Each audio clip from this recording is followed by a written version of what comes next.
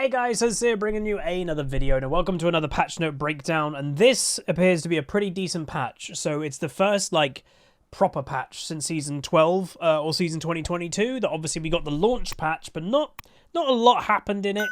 I guess the biggest thing was teleport change, so quite a lot of champion changes in this patch. And also just to say, it was delayed a day. Apparently there was an American holiday or a couple American holidays that delayed the patch this week. So yeah, I'm going to do it now and get it uploaded as today's second video. And if you appreciate that, please do throw a like on the video, as again, I want to get this out as soon as I can so you guys are prepared for the upcoming patch, which will be tomorrow. So anyway, let's get into it.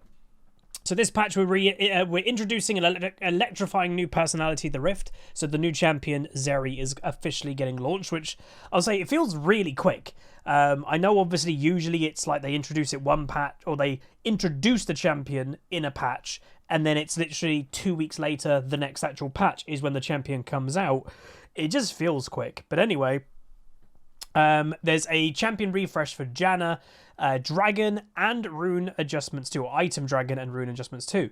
The Lunar Revel event is also in full moon swing this week. Obviously, celebrate the Year of the Tiger. It's Chinese New Year very soon. I don't know the specific date. I think it's early Feb, maybe. I don't know. Again, maybe I should. But anyway, we've obviously got the new stuff. And again, exciting missions with reduce point requirements. So you can do more missions, ? And also a new skin line for Porcelain, Firecracker, and Prestige skins. Happy Lunar New Year. So here we go. So just overall in the patch here, you can see how many skins there are. Jesus. So nerfs to Lulu, Shen, Talon, Kiana, and Zed. Adjustments coming in for Janna, Rengar, and Tam Kench. And champion buffs to Nocturne, Senna, Samira, Veigar, Volibear, Tristana.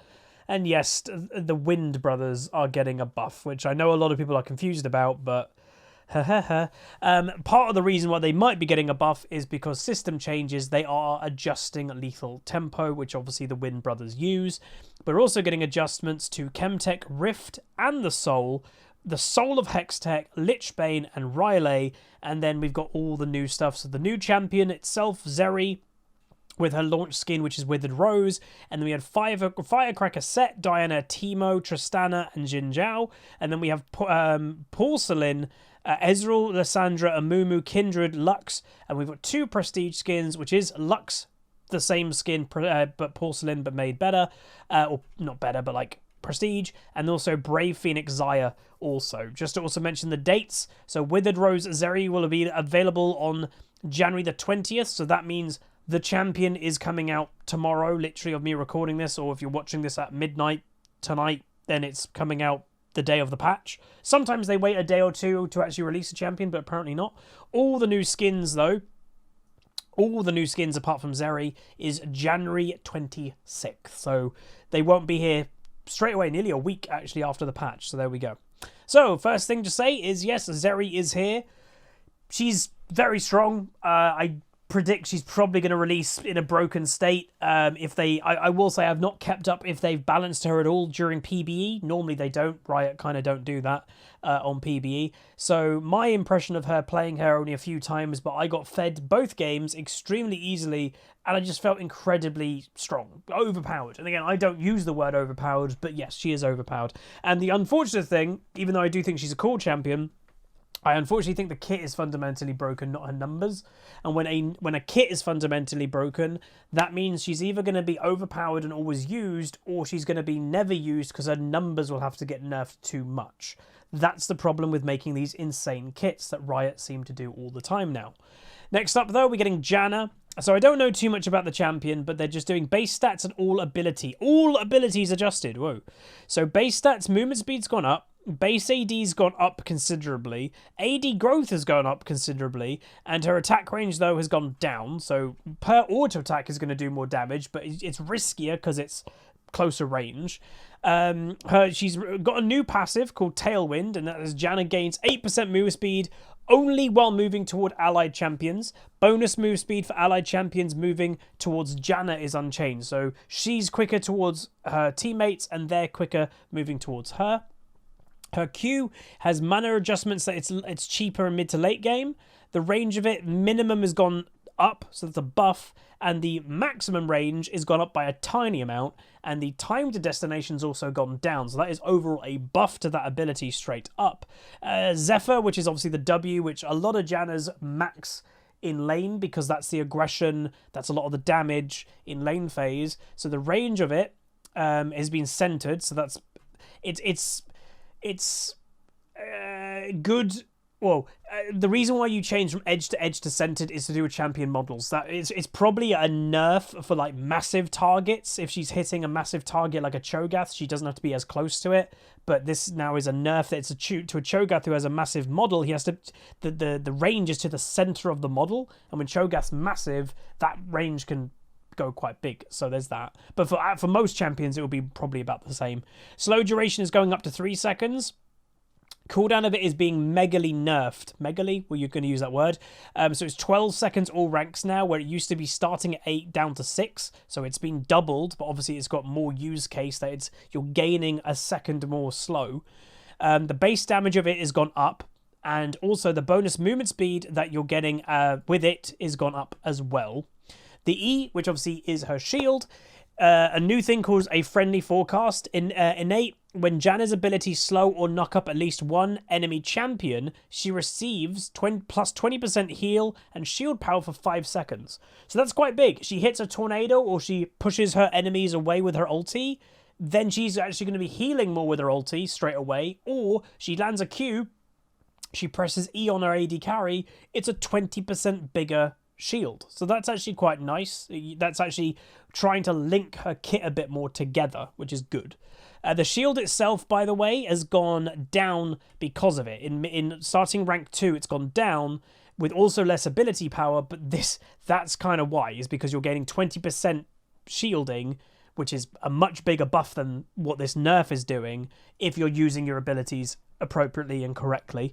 The cooldown of it has gone down, so again it's a less shield by base, because also you're getting it more often. In late game you're getting it 3 seconds earlier per time, so that's good. And then the monsoon, the healing tick rate, that's a good change.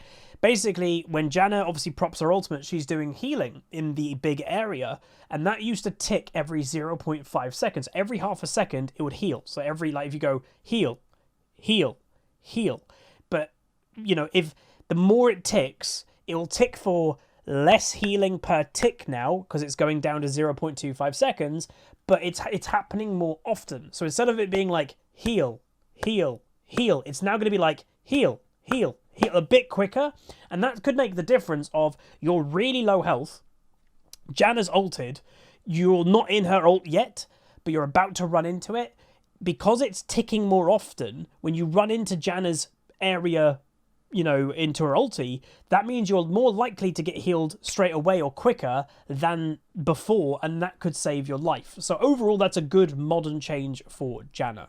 Lulu, again, I do say Lulu is basically overpowered. You know, if you want to play a support that is an enchanter, play Lulu. She's good in every single matchup, practically.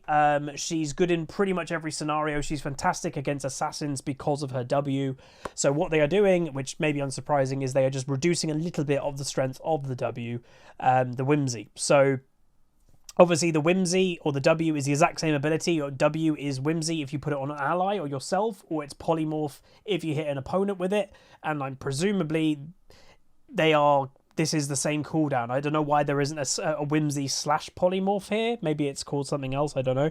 But it's going up a second per rank. So arguably not the worst nerf in the world. I was actually maybe expecting more nerfs, to be honest, because if you watched my recent game of Lulu that we were against the Evelyn, that I kind of background carried the game by just Wing the Evelyn every single mid to late game team fight, that's not going to change this. Like, oh, having a second off cooldown, well, my W wasn't used. The first thing I did with W, I was holding my W in every team fight for Evelyn, so it's not really going to impact good Lulus doing that anyway, so there's that.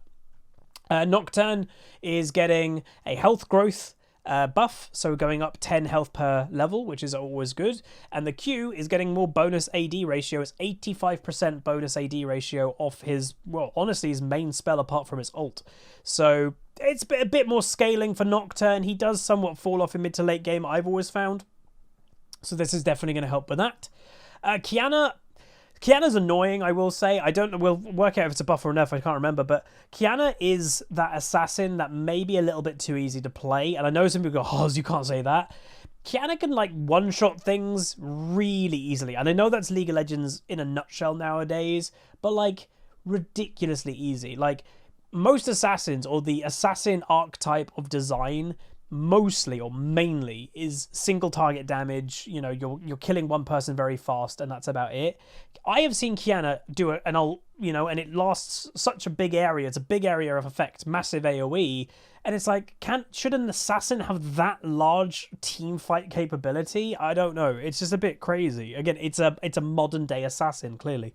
So the base health regeneration is going down. So maybe she was having too good of a lane phase maybe in the early game, and then her Q, her grass trail, which obviously is her stealth element, is going down as well. So she could be hiding in the grass of the Q for 3.5 seconds. It's now going to 3 seconds, and they just said Kiana's dominating elite play for quite a bit now, reducing how much time she gets to spend invisible in a fight, which should help lower some of the frustration when playing against the Empress of Elements. Now, again, that doesn't really do anything to her damage, which I'd say her damage is, I would say her ulti specifically is a bit crazy, but she can land, and Kiana, if I'm not mistaken, is a more point and click champion in some areas, like her E. When an ability is just lock on, do damage, and you're just getting one shot without being able to counterplay, it's where I do think the damage is a bit at the moment, and maybe they need to look into that, obviously. So Rengar, this was a funny change that they're having to do, and obviously the community in a nutshell hates Chemtech Dragon. I don't know why Riot persist of keeping it. Like, to me, there must be some dev that is just saying, no, I'm keeping it, and the ego's too big, because nobody likes that dragon, to the point that it's breaking the game, and they are having to change champions because of this zone. So basically, Chem Dragon removes bushes. It burns away the bushes in the Chem zone, the poison zone.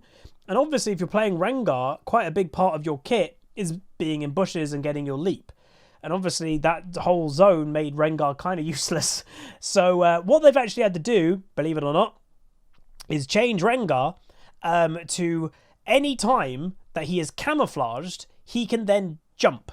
Now, this doesn't just impact this zone now. This is the problem. They've had to do this change because he now can jump, but there are other abilities in the game, if I'm not mistaken, that can make you camouflaged. Like, maybe I'm wrong, but what is Senna's W when are you camouflaged when you're within Senna? Does that mean now Rengar can always jump out of a Senna W? Because that's going to be a great synergy, but like they haven't had that before. So again, hopefully in the long term, Rengar doesn't need this. Hopefully they just remove that dragon, but Riot do seem a little bit... Well, I don't know about Riot. This is where I'd say it's probably one designer that's like, nope, I'm not getting rid of it. I can't be wrong. So we'll see. But anyway. Samira, our base damage increase. So yeah, you don't see much Samira. Like, the weird thing about Samira, you either see her a lot or you don't see her at all. Why? Well, it's a broken kit mechanic. So like I said about Zeri earlier, Zeri has a fundamentally broken kit. So does Samira. Samira's kit is fundamentally broken in many aspects. Obviously, they've had to remove quite a lot of aspects, like a Kali rework, that they slowly have to like chink away a bit piece by piece. That's like, that's gone, that's gone, that's gone. Well, they've had to do that with Samira, but again, you either will see a lot of Samira or you'll see no Samira. She's that type of AD carry that if she just gets a little bit ahead, 2 items, second item collector, has the right circumstance, Pentakill. Like, that is what Samira can do. And now she's getting a buff, we'll see what it is, but it's about the ultimate, which is the scary part to her kit, with Shield Bow Collector. She can't die with Shield Bow, and then she can last hit everything with Collector. It's like, okay. So the physical damage per shot is going up. Same AD ratio though, and the total damage per target is going up as well. So it used to be 0 at rank 1, it's now 50 at rank 1, and it's getting 50 more total damage per target than it had before. So again, that could make the difference, especially at level 6 where it didn't do total damage per target, it had 0. Now it's guaranteed 50. Yeah, this could be scary, so I just will say that. Prepare your butts, everybody. Q passive now empowers basic attacks with slows, so new, low visibility, innate. Senna's basic attacks now slow enemies by 20%. Oh god, really? Does she really need that? That's going to be obnoxious. So I guess this maybe is getting rid of the the glacial. Obviously she used the old glacial that her auto attacks used to slow people, which I will say, by the way, is quite obnoxious. Like, how many of you have ever played against a Senna and you're like, oh god, she's just auto attacking me, I'm just slow and I'm slow. It's not a fun mechanic, and now they're putting that in Senna's mechanic all the time in her kit. You don't have to have glacial. Obviously glacial's changed. You are now a perma slow auto attacker. I'm not sure about that one, I'm going to be honest. That to me is not a fun mechanic to deal with, and now it's on that champion all the time. So my boy Shen. So yes, I knew this was coming. When did I know this was coming? Teleport change. Even when they announced the teleport change, there are a few champions that I was expecting they're going to get nerfed. One of them definitely has been Shen. So I will say I'm completely fine with this nerf. Like, unlike, I will say, other champion players, I'm a big Shen player. He's tied my most played champion. There's 3 champions right now that are tied my most played. I think it's Anivia, Shen, and Xerath. Those 3 are my most played champions right now. I think all equal at 7 games. I'm fine with this. So, you know, like a champion main or whatever, I don't get salty when my champion's getting nerfed. Like, I try to put my bias to a champion to the side. Like I've always said, I think Anivia's too strong right now. I think Vex is too strong right now. Will you see them in this nerf list? No, because they don't fit Riot's magic parameter of win rate anymore, which again, to me, is a really weird way to balance the game. So they are nerfing him, which is fine. And all it is, and it's not a major change, by the way. So why I thought Shen was going to get a nerf is because Shen obviously doesn't need teleport at level 6 to make an impact. He's got his ulti. So you can have teleport, which I still take on Shen. Some people have swapped back to the Ignite playstyle. But I can teleport bot lane with my ulti, impact the game, and then I can use my actual teleport to go back to top tower. Other top laners can't do that. So what they've done is Shen, in the right circumstances, is not a pushover in lane phase. He actually has a lot of damage, and arguably has too much damage for what is a tank champion. So the increased bonus damage, so the Q does bonus damage, obviously, when you drag through the sword through an enemy. When you've got your ghost sword or whatever that officially is called, when that gets dragged through an enemy, you get bonus damage, and that's being nerfed. So it's still doing 10 to 40 base damage plus 6 every 3 levels. It's still plus 6 every 3 levels, but what is changing is it's also targets max percentage health type thing.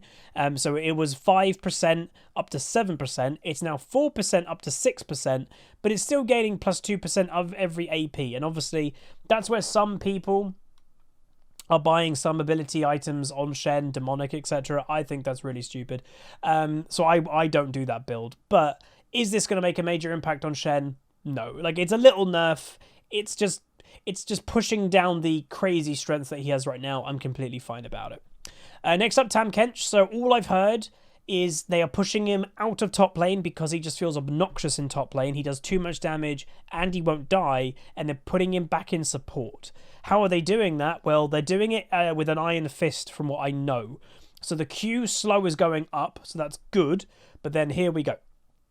A big part of Tam, what makes him so obnoxious, especially in top lane, is you trade with him, he then gets that grey health, and then he just regens part of that grey health, and it's like, Jesus, this guy just won't die. Well, here we go. The grey health will only, I'll begin with this point before we get into the numbers. This grey health mechanic, that you take damage, it gets stored into grey health. Instead of you taking full damage, it gets stored into grey health that you either can pop into a shield or you will regen some of it, only activates if there are 2 or more visible enemy champions nearby, dead or alive. So yes, that means you can still play top lane Tam Kench, but you'll never get grey health unless you're in a 2v1 situation. If you're getting ganked, for example, and that's good for getting ganked, it's a survival thing, but for average lane phase top lane 1v1, you do not have your E mechanic. It just doesn't exist. You're literally not getting grey health. That is really an iron fist change to be like, stop going top lane. That you're literally not having an ability because you're not seeing multiple enemies. But the actual change, by the way, percentage-wise, the amount of damage stored into grey health, it used to start at 45% of the damage that you take is going into grey health. It's now starting at Oh, wait, 15. Okay, so just to clarify this again, sorry. It's only now 15% damage, not 45. It's increased to the normal level if there is 2. So that, sorry, to clarify, the thing is you do have your E, sorry, but in top lane, you're only getting 15% grey health converted instead of 45%. Again, that is a huge difference. That is literally the difference of Tahm Kench, especially in the early game. That is the difference of him dying and not. And then finally, the healing of grey health has also gone up. So they are giving him more healing from the grey health, but they are making it way less obnoxious in a 1v1. Which I do think is a good thing. He's a bit of a lame kind of champion, to be honest. Like, I played him a little while ago, like maybe last year. He is too strong. Like, it's just obnoxious. He does too much damage. He's too tanky. And, like, that's annoying, right? Like, that is just by that definition. Too tanky, too much damage. Fairly easy to play. That combination is a recipe for frustration. So I'm fine with this change. Let me know what you guys think down below. Talon obviously has taken over the jungle recently in League. So all they're doing, and this could kill Talon jungle, by the way. A big part of Talon jungle was his clear was so good because his W, his AoE rake, was doing 130% towards monsters in the jungle. That is going down to 105%. So that literally means it's only doing 5% bonus damage on monsters compared to what a normal rake on champions or minions would do, which would be 100%.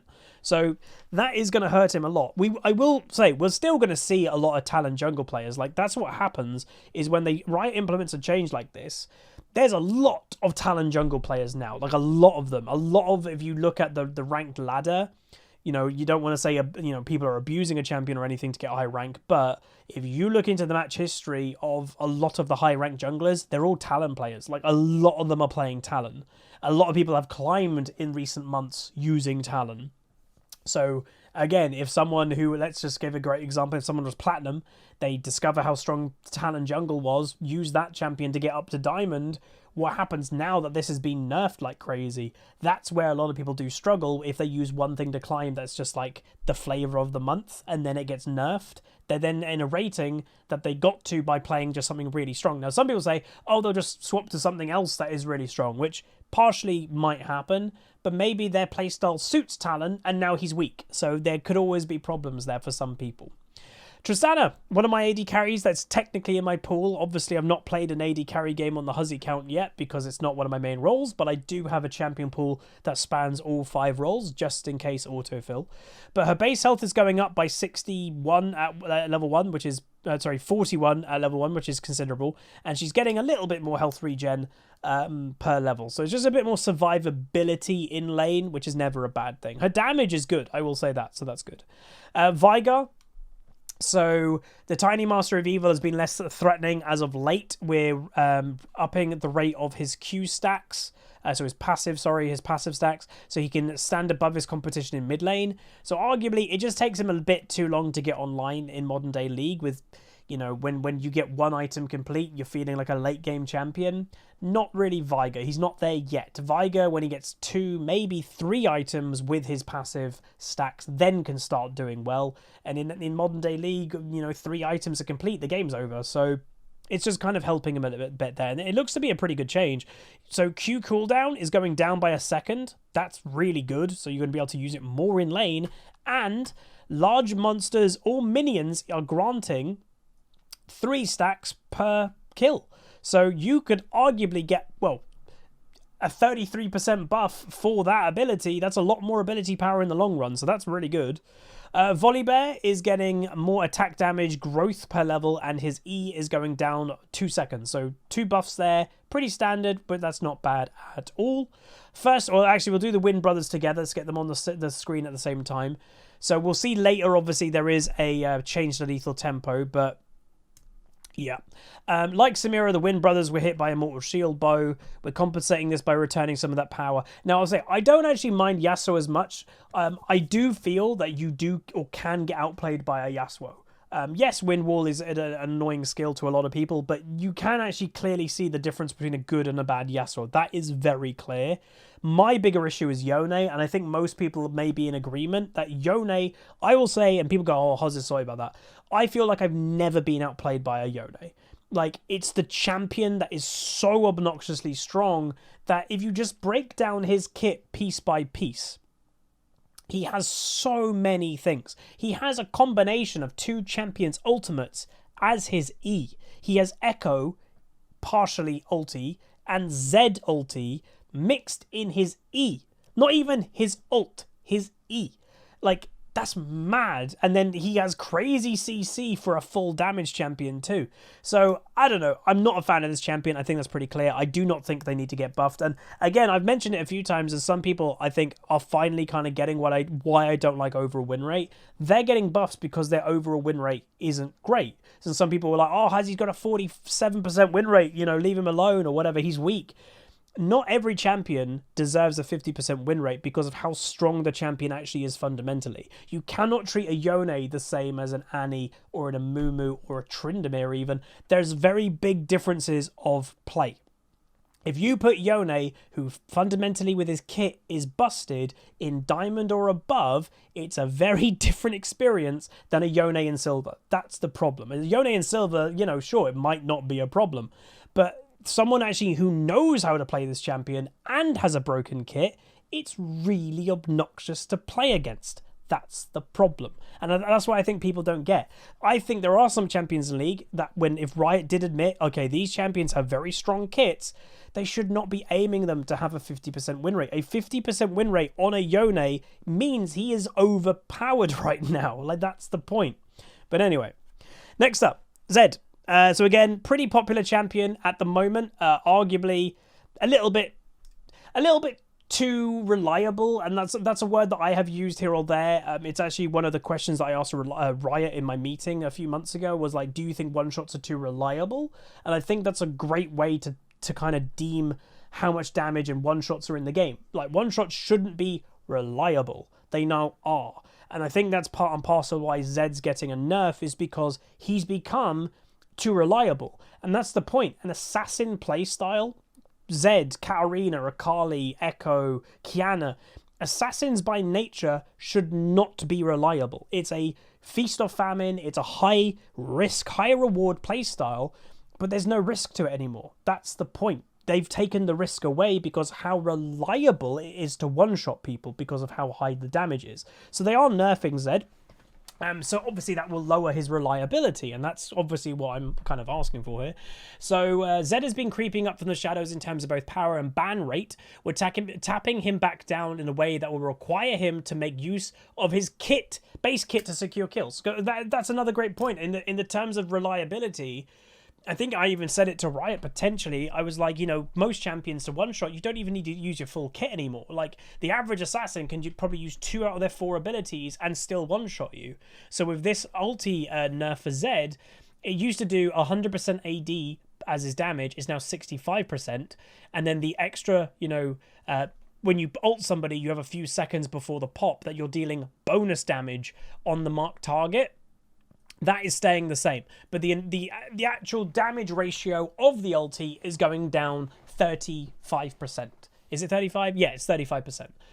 That's fine. Like, that's a good nerf. It should make it that Zed literally can't ult somebody, just press QE and then ult away, and they know that he knows they're dead. He needs to actually work a little bit harder for it. You know, that's the thing. All right, next up, Lich Bane. I love Lich Bane, but it just hasn't felt great in recent years, to be honest. So at the start of season 2021, so last season, we revamped Lich Bane to broaden its user base by removing its ability haste and increasing spell thief damage and cooldown. These changes made it very powerful as a burst tool, which everything in the game is burst, but that burst also got a few nerfs throughout the year. As a result, Lich Bane was feeling pretty underwhelming for its core users, so we're partially restoring it to a healthier state. So the ability haste is going up, The spell blade damage is actually going down, but a base AD is going down, but an AP buff. So again, historically, obviously this is for mages. That's the point of the item. But obviously other champions have been using it, not mages, like Udyr. Phoenix Udyr takes Lichbane, for example. And the spell blade cooldown is also going down to 1.5 seconds. Yeah, again, I like using Lichbane on some champions. Victor, for example. I think Victor would be good with this now. And historically, you haven't always been buying it on him. So, thumbs up by me, definitely. Next up, Riley's a Crystal Scepter. So, I think Riley's, I'm going to be honest, in the grand scheme is a pretty pointless item in League nowadays. So, Riley's is really good when you're trying to, like, survive a situation and keep somebody away from you. But what's the point in doing that when you're just getting one shot anyway? Or you're either getting one shot, so there's no point slowing somebody because you're just dead, or your aim is also one-shotting. You don't buy Riley if you're wanting to one-shot somebody. You buy the items that are designed to one-shot people. That's why I think it's lost its identity. So what they're doing is making it cheaper on the combined cost. They're lowering the ability power, which is like... That's definitely not going to make people buy it. They're upping the health, though. So again, what they're doing is they're making it a more survival item and less a burst item. But that's the point, that no one's going to buy it because the meta is still fundamentally burst. If they wanted this item to be purchased more, give it more health, but keep the ability power high. That's how you make people buy it. There's no point buying this item if it doesn't fit a one-shot build, because that is how League of Legends is played right now. So again, nothing will change with that probably. Turbo Chem Tank. So they are just changing it a little bit, so updated. You gain 5 stacks per instance of damage dealt against monsters and champions only, and then refuel movement stacks. So that's the damage stacks. Then the movement stacks is gain 1 stack for every 15 units traveled, capped at up to 10 stacks per movement command. So Turbo Chem Tank, I guess. It's obviously good. It does bonus damage in that, but there we go. Jungle, specifically dragons. Yuck. So Chemtech. Again, we're removing the dragon. No, they're not, unfortunately. The Chemtech Dragon Soul is still significantly overperforming because it's a stupid mechanic. It's a revive. When you're a team that is already ahead of the enemy team, clearly, because you have the soul, but on average, the team that gets the Dragon Soul is probably the team that's winning the game. And then you're also giving them a zombie revive mechanic. So when you've managed to kill somebody on the enemy team, the stronger enemy team, yes, we finally got that kill. We managed to get their AD carry. Oh god, that took ages to kill. We just managed to kill them. Oh sweet Jesus, they've revived and now they've killed me. It's never going to be healthy. But anyway, so the zombie health when you revive was 60% of your base health plus 50% of your bonus health. It's now 70% of your base health and 40% of your bonus health. Sure. And then the zombie duration is going down to 3 seconds where it was 4. Again, to me... Oh no, I've misread it. I apologize. That's 80. God, it's really hard to see sometimes with this. So again, I was wondering, why are they buffing any type of that? No. So that was 80% of your base health and 50% of your bonus. It's 70%, so 10% base health nerf and 10% bonus health nerf with also a 1 second duration down. Again, still doesn't matter because, again, like I said, fundamentally, the team that's got it is ahead. And if you've managed to kill somebody on the enemy team who's ahead, chances are that you're probably going to be quite low because you've killed somebody who's ahead of you. So then it still gives the enemy team chance to completely negate the pick that you've done on the people that are ahead of you, because they can revive as a zombie, turn around, kill you, and then it's an even situation, and next time they'll be a bit more careful because they're already ahead, and then they won't get picked next time. Like, it's just silly. Anyway, and then also the Chemtech Rift. So we're making a few changes to make the ahead team slightly less advantage. We're fighting the Chemtech Rift. They're always going to be. Sorry, again, it's a really stupid change because, again, if you're the team that is ahead, you are going to have more pressure than the enemy team. You'll get more strength than the enemy team. So you can advance into the enemy territory without less worry, without less fear of, oh, we've just bumped into somebody in the camouflage zone. We can kill them. We're ahead. It's always going to favour, no matter what, the team that's ahead by far. So what they're doing it is offensive action camouflage timer is going from 1.5 seconds to 2.5. So we made the camouflage timer check if you've made any offensive moves in the last 1.5 seconds upon entering the fog as well. So what is that? If you've had something, if you're doing something aggressive within the last, well, now 2.5 seconds, it won't camouflage you straight away. Is that what that means? And then the bonus damage versus enemies with more current health is going up. So again, if you're in the zone, in the rift, the camo zone, I think that is that what that means? If someone's got more health than you, you're dealing more damage than them. Again, why is that even a thing? Oh god! Again, that is just so. I'm gonna be honest. I didn't even know that was a thing. That sounds really strong too. Hey. Next up, Hextech Dragon. Hextech Dragon Soul is also overperforming compared to other dragons. Anyway, though not to the same degree as Chemtech, it's not overperforming. So the True Damage Chain Lightning is being nerfed because again, True Damage Chain Lightning, couldn't guess that was strong, could you? So it used to be doing 25 to 75 chain lightning based on the level of the attacker. It's now going 25 to 50. So they're saying it's overperforming, but not as much as Chemtech. That's a big nerf. 25 nerf over the top. That's actually a considerable nerf to that, soul. And they're saying that that's not overperforming nearly as much as this. Again, I'm not surprised because that's just broken. But that is also showing how strong that was too. That is a big nerf. Lethal Tempo. Lethal Tempo's power is skewed a little too much in the early game right now, which again, I will say the Wind Brothers of why they're getting a buff is true. They're supposed to be both scaling champions, yet if you actually look into it, a lot of Yasuo's and especially Yone's are winning lane phase now. Why? Because the Lethal Tempo is giving them too much damage in the early game, and for some reason Riot hasn't adjusted the new Lethal Tempo accordingly for Yasuo and Yone. For those that don't know, Lethal Tempo has obviously always given attack speed to a certain degree, and Yasuo and Yone's Q, their main spamming ability in lane phase, scales off cooldown with attack speed. So when you've got Lethal Tempo with giving you attack speed, it's actually making Yasuo and Yone's Q off cooldown lower in the early game than it should be. The old Lethal Tempo, which also gave attack speed, it didn't work for Yasuo and Yone Q. They actually specially said it's not working for that because that would be too strong. They haven't done that with the new Lethal Tempo, which is really weird.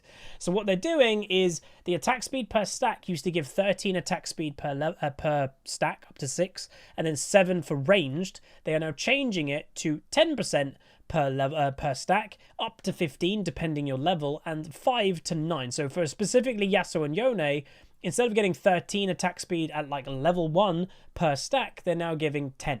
So it's a bit of a nerf, not much. Again, to be honest, I don't even know if I even mentioned, by the way, their actual buff. They're getting, sorry, I probably didn't.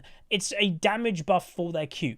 So it's a 5% AD buff for both of them. It's not a big buff. That's the point. It's not a big buff. I do grant that. Do I think they need it? No. But it's not a big buff. So there's that. And obviously that's also because it's not actually a big nerf either. All random nerf is back.